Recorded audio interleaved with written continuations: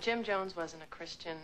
He was an atheist, and Jim used to have people bring the Bibles into the church, and he would throw them down, he would stomp on them, he would spit on them, and he would talk about using the pages for toilet paper.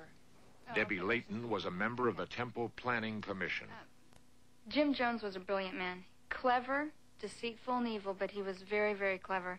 And he read all the books on sociology and psychology and other cults and brainwashing, and he knew exactly what to say and what to do to impress and influence other people.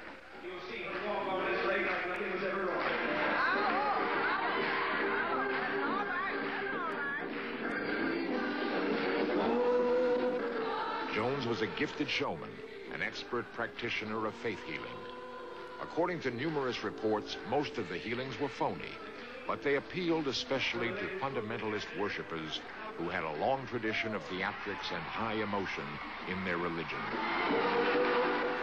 I think that Jones was able to attract a lot of people into the church because he got to these people at a point in their life where they were vulnerable, be it with they were in the middle of a divorce, or they were depressed, or they were lonely. I was a very, very rebellious kid, and Jim used guilt to bring me into the church and keep me there. He said people from affluent backgrounds that are spoiled cannot stay in a group like this, cannot stay in a structured life and give of themselves to other people. And I was determined that I cared about other people, and I was going to stay in people's temple. Walk with me.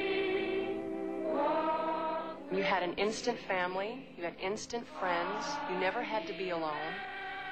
If you had any problems, you always had someone to go to. You were just never alone. You always had support, and that's very powerful. Charles Gary was People's Temple attorney for 2 years. Jim Jones had tremendous charisma. As a matter of fact, I don't think I've ever met anybody with more charisma. He was very fascinating, very enthusiastic in what he had to say, very convincing.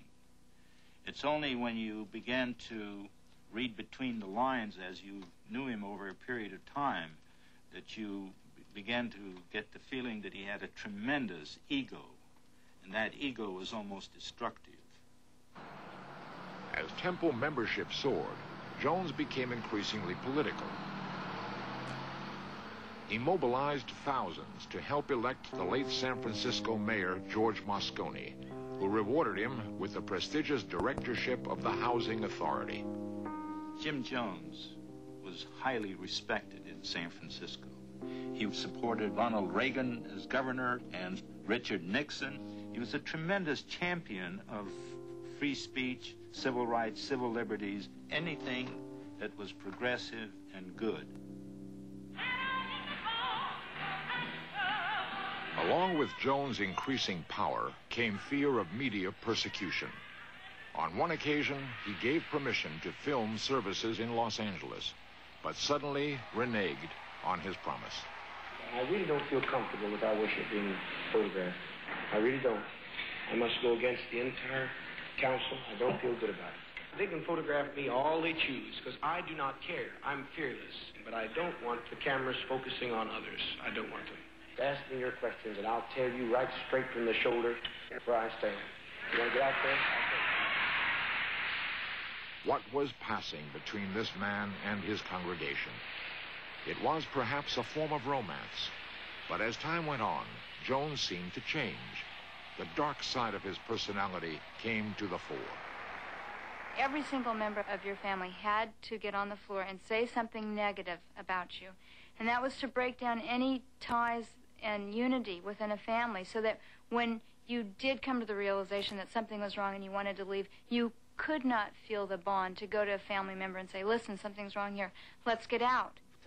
Tommy Bogue was 7 years old when his parents brought him to People's Temple. They had these little kids, maybe 6, 7 years old, go into this room, and then make them grab hold of these electrode things, and they start turning up the electricity on, and they'd put a microphone next to the door, and you start hearing them screaming, you know, I mean, it sounds, I mean, it's bloody chilling. It's the only way I can really put it. After critical articles appeared in the San Francisco Examiner, Jones staged a demonstration. All of these allegations are totally untrue. I'm principled and dedicated to my people, And they are also committed to the Christian ethic, the Judeo-Christian ethic of service. Certainly anyone who wants to investigate our organization, we're more than open to it by any honestly inquiring group or otherwise. So intimidating was Jones's demonstration that the newspaper canceled its series of articles on People's Temple. I think that Jones probably was an unhappy person. Deep down inside, he didn't believe in himself. And so he was constantly having to attain more money to be more secure, more political friends.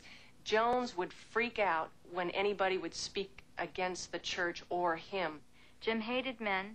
He was very insecure. And only women became the top aides to him.